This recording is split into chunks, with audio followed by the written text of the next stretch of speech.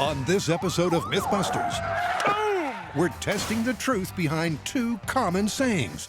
Guys, look, I'm doing it. First up, Can you knock someone over with just a feather?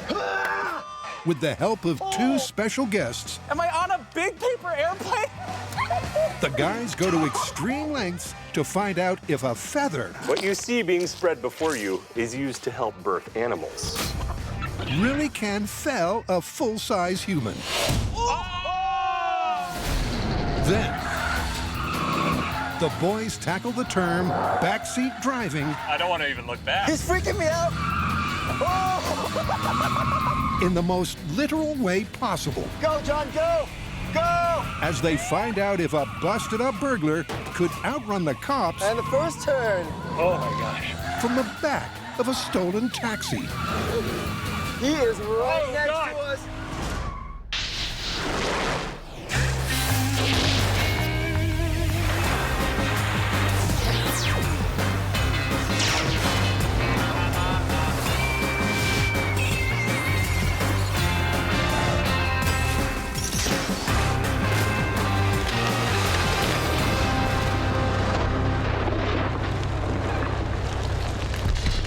Our first myth is an idiom that's way overdue for a reality check.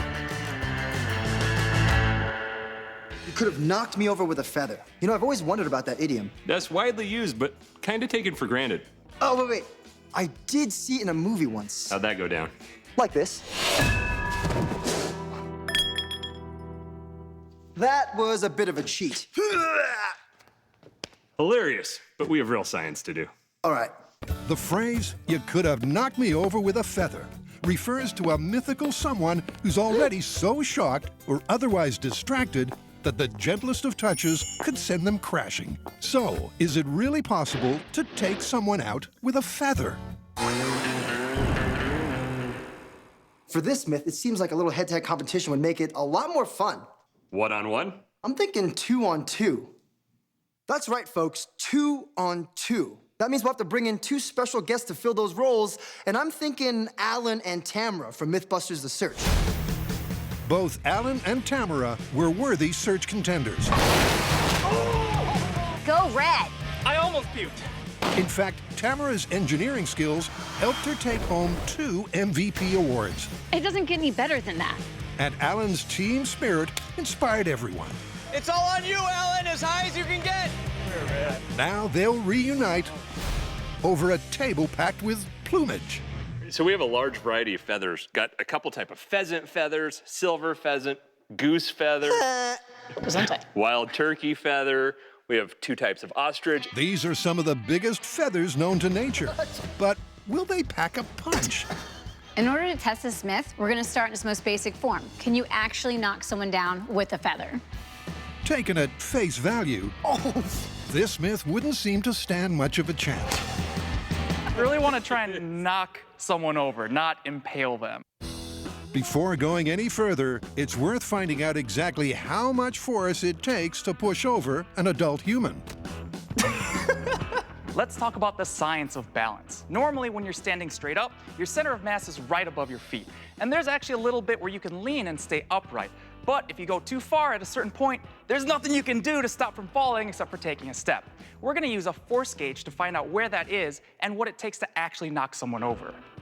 To measure that force we need to knock someone over, we have this force plate here on the chest mount. The person wearing it's gonna plant their feet because there's that little element of surprise and we don't want them fighting it. Someone else is gonna shove on them and we'll measure just how much force it takes to knock you off your feet. They start with their most probable pushover, which would be featherweight Tamara. Plant your feet, no moving, no fighting. All right, and then close your eyes. Oh, boy. All right, you ready?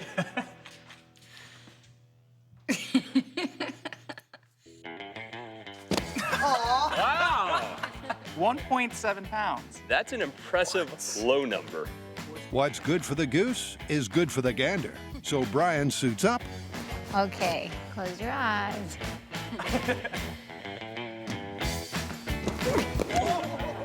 and goes down like a ton of bricks. What was it? 2.2. Ooh. Well, I weigh, what, probably about 1.5 times more than you? 1 pound, 1.5 pounds to 2.5 pounds. It's pretty impressive. It doesn't take much to knock someone over.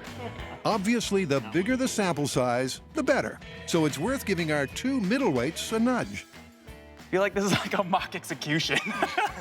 Alan, Yes, I'm gonna lock my legs. no Ready. clenching. No punching. No clenching. No clenching. No one said anything about no Definitely punching. punch. Here we go.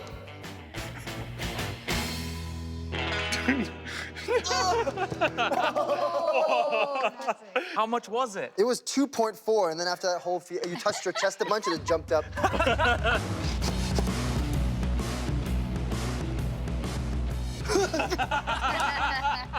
How is that? 2.7. They've discovered that when push comes to shove, it doesn't much matter the size of the fall guy.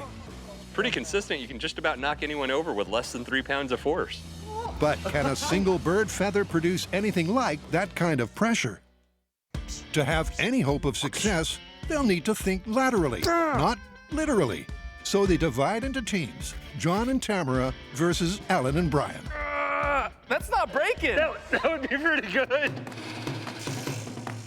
In essence, they have to find some way to simulate an unbalanced or frail mental state. Oh, snap! Unconventional methods of pushing someone over with a single feather. What do you got?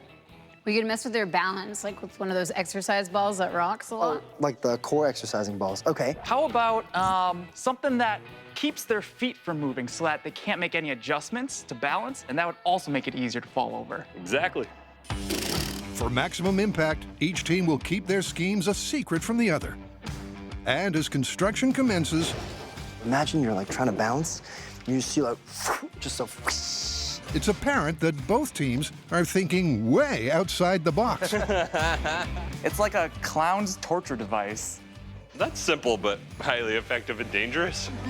We're about to see serious science meet the circus. I think my butt's getting closer and closer to you. And what they've got planned has already put Bo in a tailspin. What is that? The most modern dog toy technology. Get it! What is that, Bo? Oh! You got it! But before the feathers start flying, it's time to take off with myth number 2.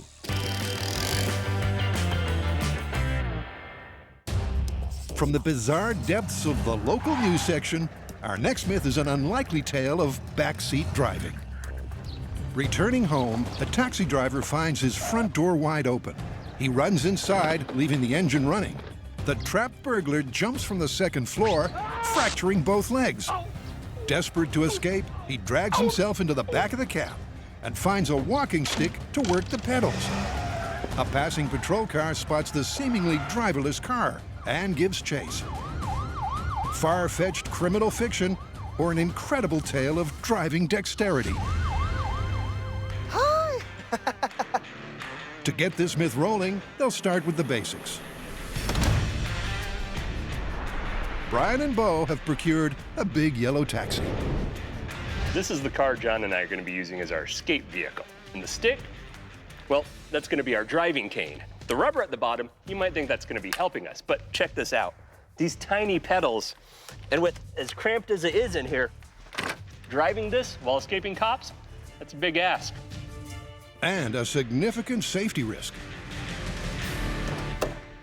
When we're driving back here with a stick and we're reaching all the way over, these seatbelts are basically useless. So we're gonna install our own harnesses to these existing anchor points. John, I think you're about to take the safest New York City cab ride you've ever taken. John jumps in for a test fitting. All right, so no use of legs. I'll be sitting like this. And gets the first hands-on feel for the myth that lies ahead. You think that's where you're gonna be? Yeah, I think that's pretty good. My legs are noodles right now. All right, if you just hang out there for a while. With the harness in place and some last-minute detailing done, Oh! Great. they're ready to roll. Ready to go start our criminal career? Let's do it. All right.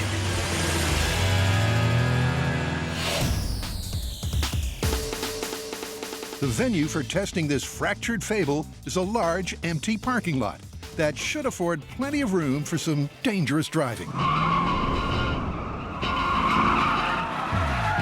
To make sure they don't kill themselves, they've called in an expert to at least familiarize themselves with some of the daredevil techniques of the getaway driver. Looks like the law, John. Yep, that's the car that's gonna be chasing us down. The man with the badge is veteran law enforcement pursuit driving instructor Marcus Smith. Right, so our cat burglar's gonna need some training. If you want to outrun a cop, what do you suggest? First off, no chance. But I got some things in mind. Who wants to go first? I think there's your answer. Let's do it. All right, let's go. Good luck. Taking the cane.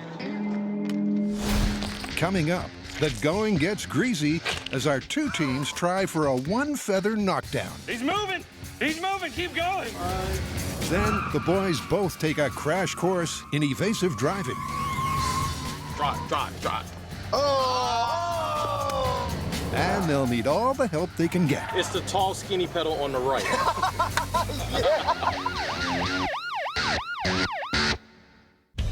To test the phrase, "You could have knocked me over with a feather," the boys, plus special guests Alan and Tamara from Mythbusters The Search, You guys are skinnier than I am. have split into two teams. They've each devised 3 different ways to unsettle someone to the point where a feather could prove their undoing. Our first idea is going to be put a feather underneath them and yank it out, much like a rug, and down they go.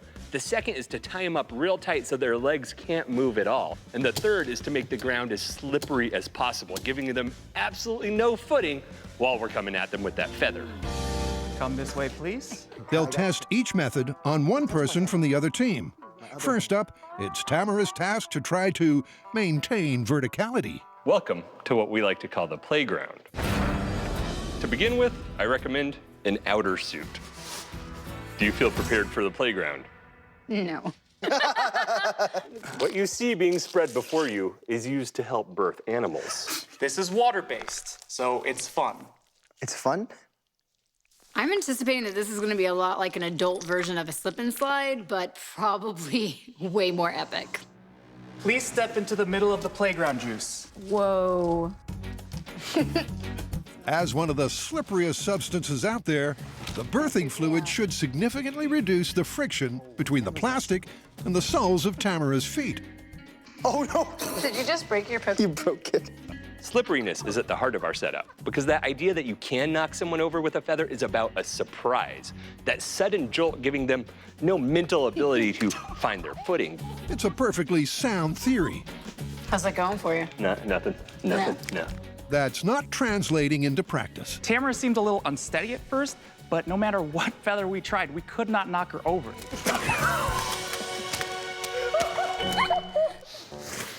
So next, John suits up All right, so running start. to try out technique number 2, the feather underfoot ploy. John, would you be so kind as to step on this feather, please? With both feet or one foot? both feet. Close your eyes. Everything's lubed. Seems the plan here was just a bit too slick. The frictionless feather did nothing to upset John's equilibrium. But Team Brian still have one card left to play, a devilish device they've scratch-built called the Hobbler. Look, the spirit of this myth is that someone could be so disoriented or discombobulated that something as light as a feather would be able to knock them off their feet. Put your left leg through this loop. We want to replicate that emotional fragility with this rig that we call the Hobbler, which physically restricts the wearer's legs so that they cannot take a step back. Hopefully that means that the slightest push, like from a feather, will be enough to get them past the brink. Now, son, have you ever ridden a Hobbler before? No, sir. You'll want to keep your arms and legs within the ride at all times. With no flex in his lower parts, it should take less of a lean backwards for John to lose his balance. He's moving! He's moving! Keep going! All to no avail. Oh, Even outright assault proves ineffective. He stopped moving. He stopped moving. So, without a shred of success, it's time for Team Brian to step up as the featheries you gotta hit it with it. and perhaps prove they're no pushovers.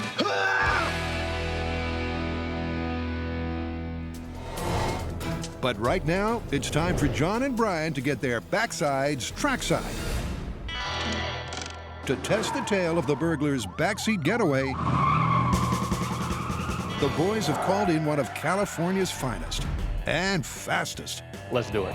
Before anyone climbs in the backseat, Marcus Smith's job is to teach them some general evasive driving skills from the front seat.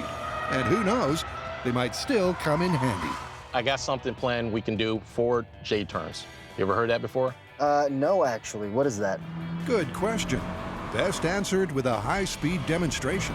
We hit the emergency brake, rear tires lock up, car spins around, and we go back in the other direction.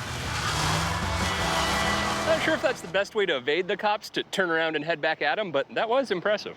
You know a car ride's gonna be really fun when you're already laughing your head off just going in a straight line. And that was obviously the case when Marcus was driving. He also gave me some really great advice, and which is when you're doing precision driving, you want as little tire slide as possible, because that extra adhesion will give you the most power and speed possible, except when you're doing J-turns, and you want the slide to turn 180 as fast as possible. Oh boy. Now let's see how well John follows instructions. So while the car is spinning around, but the car remains in drive so that when Yes, so you don't have to change any gears. All you do is go back to the throttle, and you're going forward. it sounds so simple when you say it and when you do it. Faster right. Signs are clear. And brake. Steer. Release it. Drive. Oh! It's the tall, skinny pedal on the right. Yeah! It's a rookie mistake, but he will get another go. All right, this one might be better now that John's located the gas pedal. You at 20, and brake. Steer. Release it. Throttle. There you go. Easy money. That was great! And with John in the swing of things, Marcus decides he can do it again, only backwards. Faster. 15. This, if it works, is a reverse J-turn. Oh, wait! We did it! Yes! Good job. I think we got There away! you go. My first ever set of J-turns. How did I do? Well, I think I did pretty well considering how short this track actually is. And they feel just as intense as they look when you're hitting the throttle, pulling that e-brake and going, and you literally feel the G's pressing on your face as you hopefully, which I did, go 180 degrees and speeding back the way you came. Oh, yes! How'd the classes go? Good. You trust him? Now it's Brian's turn to sharpen the skills that might help a cat burglar slip through the arms of the law. And now. Let it go and throttle. Excellent.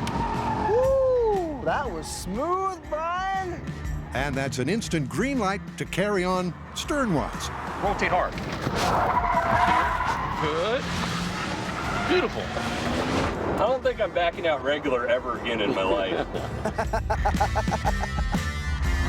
So much for stage one of Extreme Driver's Ed. Now it's time for a more advanced evasive driving course. Boop. I'll be riding shotgun for this one just so we can learn the ropes. Stage 2 of our training is a course we've set up to practice some evasion. As Officer Smith demonstrates, the course involves slalom runs and radical reverses, all designed to be driven at high speed. This is bread and butter for Marcus. But for John, it's all a blur. It was so fast, I almost don't remember what happened. Now it's his turn to take the wheel. Get up to speed, get up to speed, get up to speed, right there. Now. Throttle. Oh, snap! Looking from outside, it looks like you totally figured it out. Good. I'm glad from the inside. I'm just going, woo! The entire time.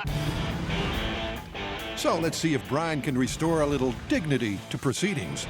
Here we go. Hey, that was great! Nice and easy. Boom! That was basically a picture-perfect run. Heck yeah. I'm ready to evade some All those fancy J-turns that Marcus taught us were awesome, but the whole evoc training was more to acclimate me and Brian to the swerving, the brake checking, and just the all-around adrenaline rush of a high-speed car chase. And they'll attempt the high-speed chase with one major impediment: driving from the backseat. Gaining on your fast. He's gaining on me. Go, John, go! Go!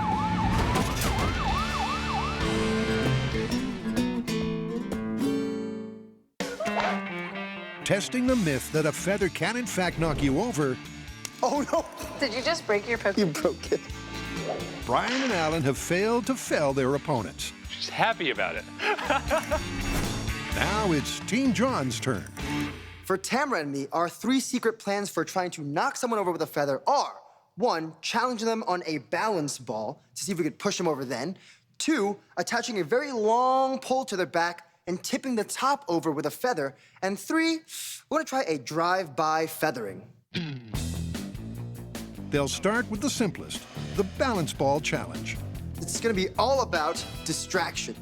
So while we have our test subjects keeping their balance on this ball, we'll be hurling paper airplanes and feathers at them and trying to knock them over. Now, remember, it doesn't count if they just fall off. We have to knock them over with a feather. What terrible thing is this now? What could be worse than a lube ramp? Okay, now Okay. get yourself situated. Sure, core workout, right? This time, some of the feathers have been glued into their paper planes. Ah! Oh! And just one hit could be all it takes. Stop being so gentle, Tamara! We had Alan on a balance ball, which he's never done before. We threw paper airplanes at him. We took targeted shots at his body with feathers. Last attempt, big guns. What is this? That's You not ready, one man? feather! Dude! We even pulled out the big guns and rained down upon him, and he still didn't fall over. Wait! Oh! Oh, good! So, Team John cuts its losses and moves on. Can you put your arms back, please? Like, These holes. like this? Yeah. Is there Then water John? involved? No water, but plenty of science. Our test is all about leverage. John is gonna go up, he's gonna sweep a feather to the target that's at the top of that pole, and hopefully knock them off balance and make them fall down with the feather. I think Alan's going over. Good luck, man. So what's the idea behind this anyway? Well, I'm gonna take a feather and poke the top of our pole. Now, not only will that exert a force, but also a torque.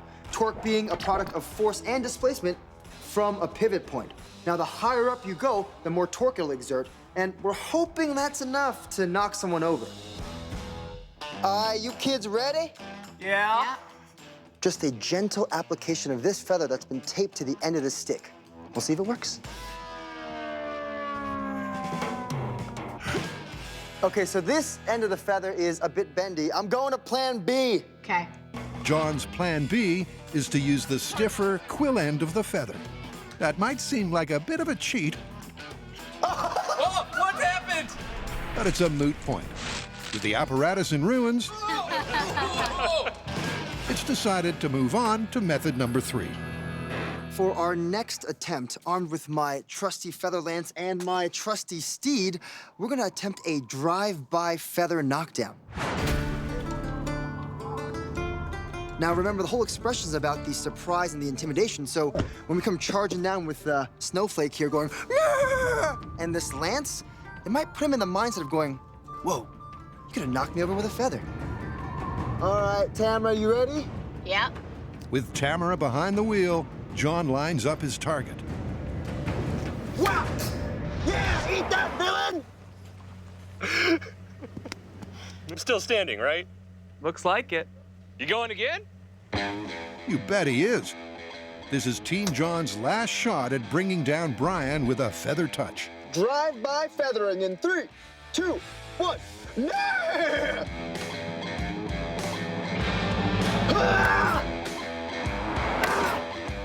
Don't think that worked. Me neither. I think John and Tamara gave that their best shot, but even with all that speed, the feather didn't have much to it. It felt like the breeze from the truck was bigger than the breeze from the feather, so I'm still standing. It was more of a jest than a joust. That's left this myth in a ticklish spot. They could bust it right now, or, How about we try something different? That could work. and by something different, it's safe to assume John means something downright bizarre.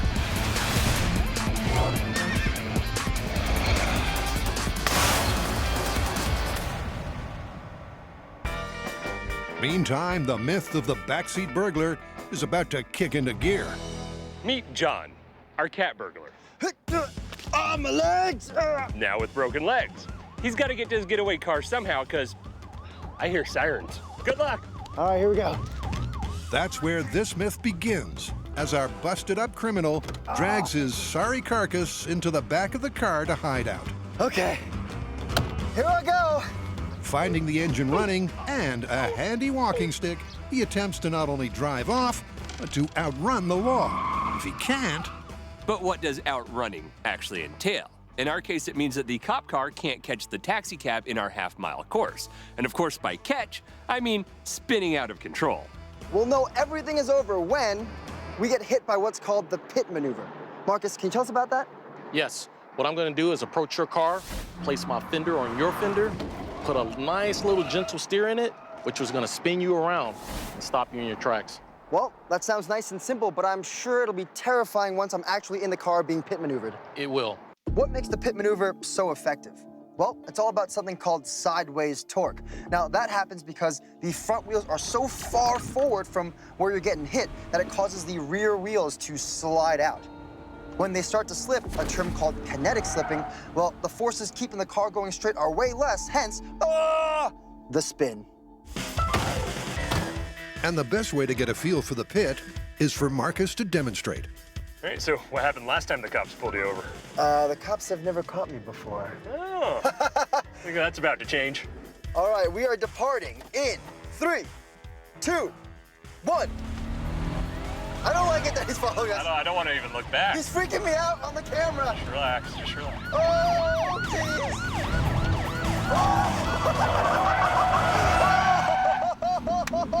So friendly and gentle. I know. There's like a little, like, did you hit a rock? And the next thing I know, we're facing this way. And pointing straight back at Officer Smith's black and white. He was holding me hostage! Don't shoot! It's him! It's just him! After a morning of motoring madness, Why, Marcus? Why would you do that? the guys are a touch, what's the word? Overstimulated. He was holding me hostage! Don't shoot! It's him! It's just him! And the best way to bring them back down is a spell of hard work. Brian and John do their own heavy lifting. Just two really strong dudes. Nothing to see here. Hold these so they don't fall. All right. And also, can you get me a sandwich? Yeah, right.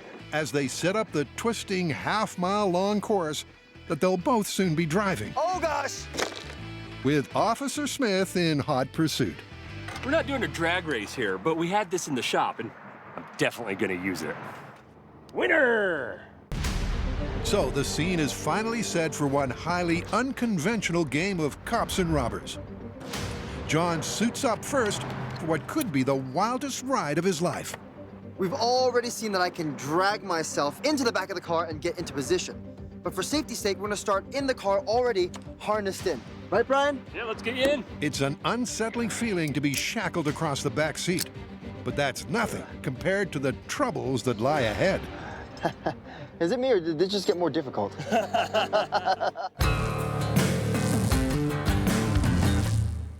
So where are we at with knocking someone over with a feather? Well, we tried all the conventional stuff.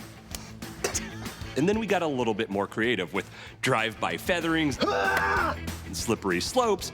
Oh, no. To no avail. But it's time to give this feather a little bit of a flight of fancy and get real creative, so we're not done yet. For both teams, it's their very last shot at success. I think our best bet's gonna be something like the hobbler, where it's tying up their legs and keeping them from going anywhere. Well, you know, when we were playing with these feathers, I was actually really impressed by the tensile strength of some of them. It seems like you could almost use it like a rope or a string. What's our plan? To build a bola. What's a bola? Well, it's essentially this, a piece of string with two weights at the end of it. You're running along, and we throw it at you, wrapping around itself and tangling you up. Down you go. Except in our case, we're replacing that string, well, with a feather. To dial in their technique, they'll start off with a bola made from Kevlar string and a couple of heavy nuts for weights. Whoa! It's better. It's going around you more, but it's still not tingling. And they won't just be throwing it. After all, this is Mythbusters. This is our bolo gun. It's a modified 2-barrel air cannon. Put a weight in each barrel with the string or feather connecting them. Has a spreader bar system where we can ratchet it out, tuning in that perfect spread of the bolo to entangle them. Of course, a valve and an air reservoir powering it all. Now to see if their test bola actually works. Air supply is hot. Bolo gun test at 60 PSI in 3, 2, 1. Oh! That's a bolo! They got a little more heat on it, but that worked. And they're just missing each other. Yeah. It's perfectly wrapping. I don't think you can do better than that. And if that looks ingenious, you ain't seen nothing yet. I think we need to move way outside the box on the next one. How about we move inside the box and do some 360 camera footage with a VR headset and just bombard them at all angles with feathers? Yeah, I actually really like the idea of moving from the physical feather into the digital realm and, I guess, knocking them over with a digital feather. Which might call for a slightly more detailed explanation. Well, this little special rig here contains 6 individual cameras that simultaneously film really specific portions of the environment. When that's done, software stitches all that video together into a seamless 360-degree video. Now, you take that kind of video and you put it into these goggles, and it'll let you look up, down, left, right, even behind you, as if you were there where the camera was filming. All they have to do now is shoot a few shaky scenes. Decoration phase complete. But there's some tricks to the trade. Now, the hardest part about filming in 360 is, well, obscuring the camera guy. But we've got that covered. You get it? Because of our fancy feather paper airplane, I can now hide under it and obscure myself from the viewers. All right. Go! This is where the virtual feather concept takes flight. I'm doing it! Guys, look, I'm doing it! The whole purpose for that sequence was so that we could record 360 degrees of unstable movement and consistent bombardment from balls and feathers and paper airplanes so that no matter which way they look, they're being hit with some kind of stimuli. All these virtual projectiles are simply meant to unbalance and confuse. They'll still have to knock someone over with a real feather. Meantime, Tamara's come up with another idea for their 360 wobble cam. My beard helps me think. It's the fear factor. This scene is all about the jump scare. Our participants start in a dark and foggy cave, and when they least expected, BAM! I think we got something going here. It's an off-kilter concept that just might be crazy enough to work.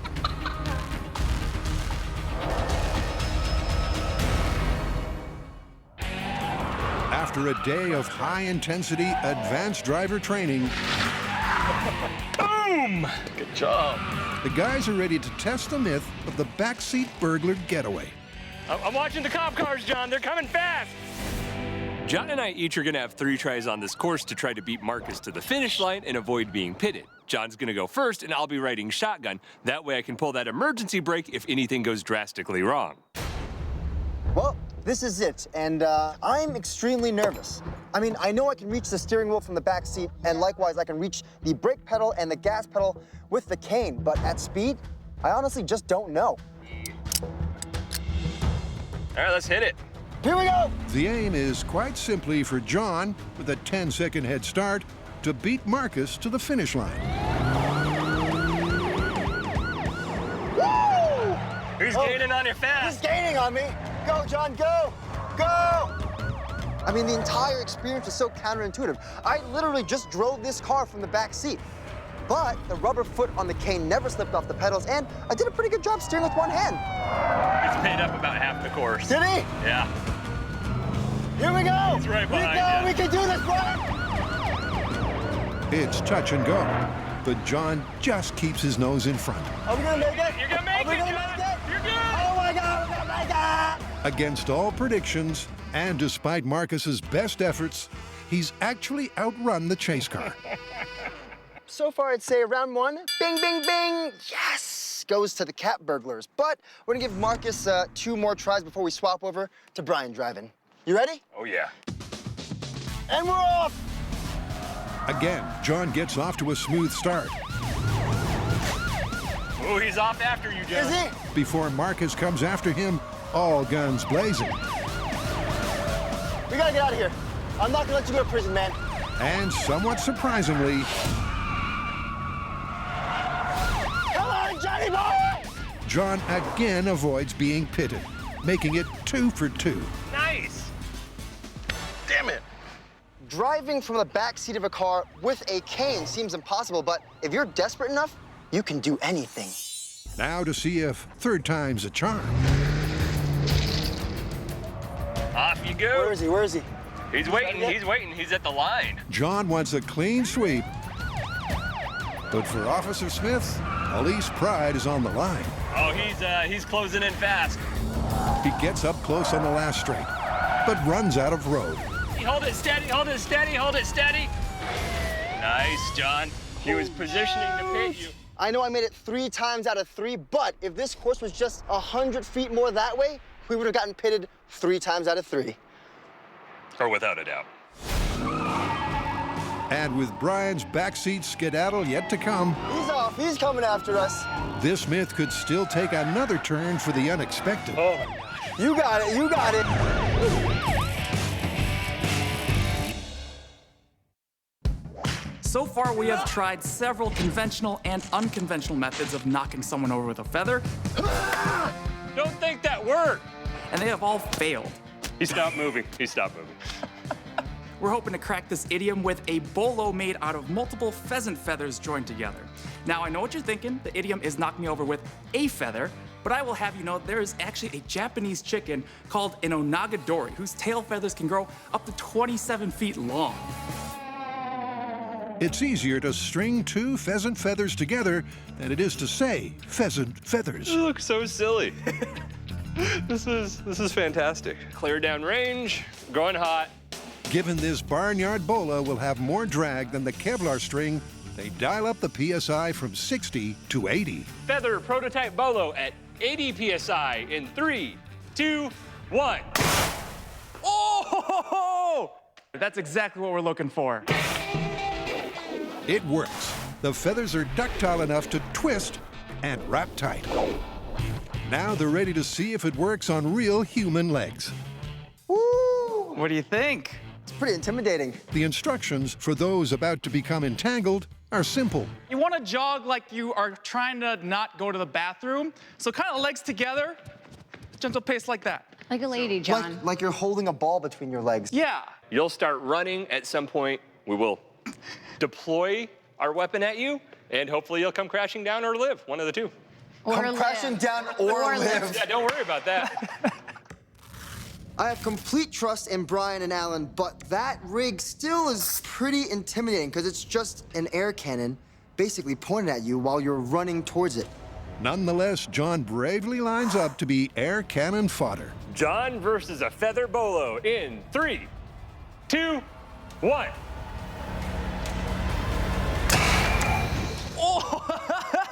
Well, he had to put his hands down. I'm gonna ask you, what happened? I think I tripped myself.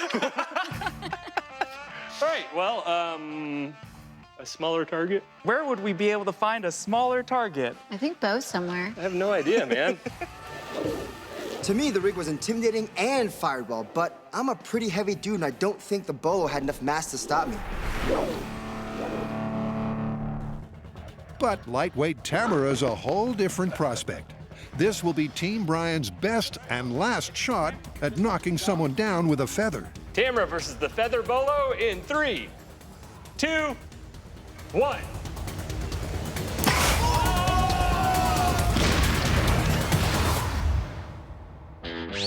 In their pursuit of the crippled cat burglar getaway tale, the boys are already 3 up on the law. When we started this myth, I didn't give myself a ghost of a chance of driving from the backseat with a cane, even going in a straight line. Come on, Johnny boy! John, go! You're gonna make it! You're gonna make it! Bing, bing, bing! Yes! Damn it! John spent 3 rounds antagonizing Marcus, so it's my turn to be followed by a rather determined police officer while driving with a stick, which I have no practice at. So my fear is about here, but my curiosity, it's up there. This should be interesting. While it's Brian's first attempt at backseat driving, Marcus now has a real feel for the course. Here we go. Oh, shoot! And the first turn. Oh. You got it, you got it.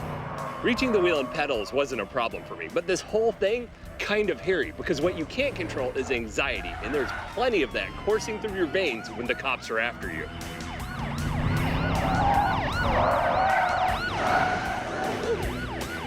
I'm fleeing from Marcus, make the last turn, open up into the straightaway, and I see him behind me in the mirror, and I think, I can probably get away if I do a J-turn.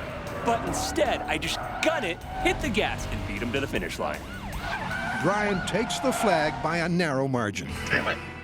You know you're lucky, right? I was on you the whole way around until that last corner. I know, I saw it. My heart is pounding, my adrenaline is rushing. I'm not very steady, but I know I got away at the end. Brian's realized that success depends on steely nerves as much as skill. 1 down, 2 to go. You ready? Yeah, are you? Oh yeah. Let's do it. And for the final 2 runs, his technique and his temperament will both be stretched to the limit. He is right next to us.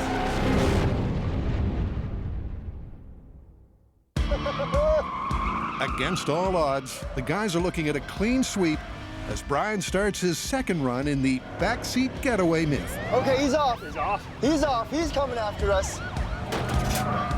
But Marcus, it seems, has other plans. All right, final turn here. He is right next to us. Oh! All right. You good? Yeah. And that purty yellow paintwork tells the tale. I'm coming around this last turn, and I look just at the turn, and all I see is cop car. And my thought is, how do I, and before I say evade him, I'm spinning. You came out like a ghost. Good. That was bananas. Yeah, I'm tired of playing with you guys. Yeah, closer up. With the score at Robbers 4 and Cops 1, Here we go. they're off in their final backseat rat run. Oh, no, okay. Back into that turn. But Marcus can smell blood. Oh, holy moly. You good? Yeah.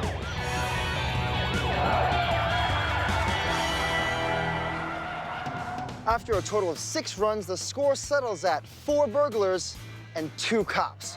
Now, you can really tell at the end Marcus was dialing in that pit maneuver because he's getting used to this really short course.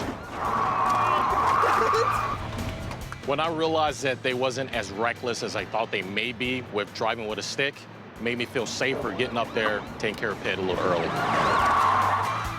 Police honor is still intact. Maybe so, but what about the myth? Well, seeing as the final score was 4 burglars and 2 cops, I feel like this myth wants to be called confirmed. Yeah, but it's such a short course, and with a few hundred more feet, I think Marcus would have had us every time. Okay, well, depending on the length of your getaway run, the least we could say is plausible. It's plausible. Hey, thanks for all the training, man. Thanks! Anytime.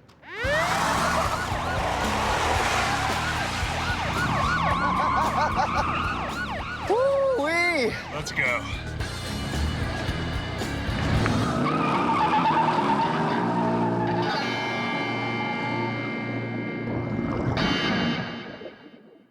So far, the bizarrely brilliant feather bowler cannon hasn't quite worked the way it was meant to. I think I tripped myself. But there's a more petite target waiting in the wings. Tamara versus the feather bolo in 3, 2, 1.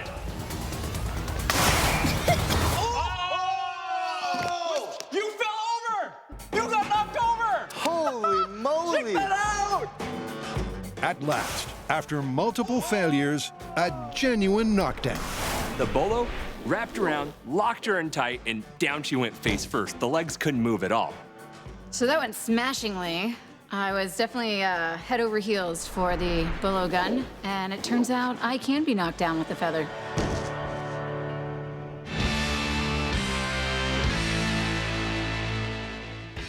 Now, to see if Team John can repeat that result with their highly unorthodox virtual reality head spin.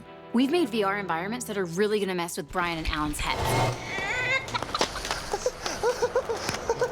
In addition to that, they're gonna be on an uneven platform. But it's not about falling off the platform. We actually need to knock them over with a feather. So we're also gonna be tickling them, poking them, and prodding them in hopes that they fall over. I've decided that Alan's gonna go first, so Brian, please go to the waiting room. We'll call you when we're ready. Okay. Good luck. Yeah, I'm gonna need it. He might also need a barf bag. Okay, where do I throw up? Anywhere you want. That way, on top. Hey! Comfortable? This is gonna be a nightmare. So far, it looks like their rig is designed to make my feet unsteady in the real world while giving me some kind of VR experience that doesn't sync up with what my feet are doing. All right, it's going. Is it going? Oh, okay. There's people throwing. There's people throwing things at me. With Alan's sensory confusion at peak levels, it's time to bring on the real feathers. Whip him, Tamra! Oh, no, no, no! No, whip him, no! Yes. No, I want to make it to the end. That was hell. I couldn't tell where my feet were. I couldn't tell what was going on. All right, here's the most important question. While you were teetering on the edge of falling, was it the feather that knocked you over? I feel like I would have just fallen over no matter what Tamara would have been doing with feathers. So, strictly speaking, Alan wasn't knocked down by a feather. Let's see. And now there's just one man left standing. Can we start this one? Yep, whenever you're ready. Whap! Just whap him! This is great. Oh, look, there's a feather on the paper airplane. Aw. Am I a paper airplane? Woo! Brian seemed so in control for most of the video that I was pretty concerned that it wasn't gonna happen. Is this meant to be playing in reverse? How come my airplane is flying backwards everywhere?